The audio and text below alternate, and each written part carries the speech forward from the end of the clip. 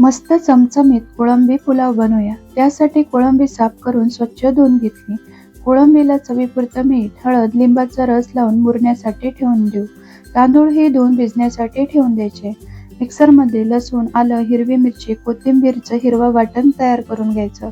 कढईत तेल गरम करून यात खडे मसाले व कांदा घालून परतून घेऊ. मग यात हिरवं वाटण, टोमॅटो घालून टोमॅटो मऊ होईपर्यंत परतून घ्यायचंय. त्यानंतर यात लाल तिखट, धने पावडर, चिकन मसाला, बिर्याणी मसाला आणि मॅरिनेट केलेली कोळंबी घालून एखादा मिनिटभर चांगलं परतून घ्यायचं.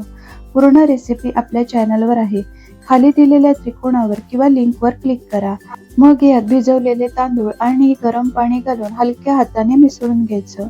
चवीपुरतं मीठ आणि कोथिंबीर घालून मग यावर झाकण ठेवायचं आणि भात शिजवून घ्यायचा.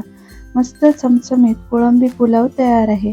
आवडली ना रेसिपी? चला मग पटकन सबस्क्राईब करा.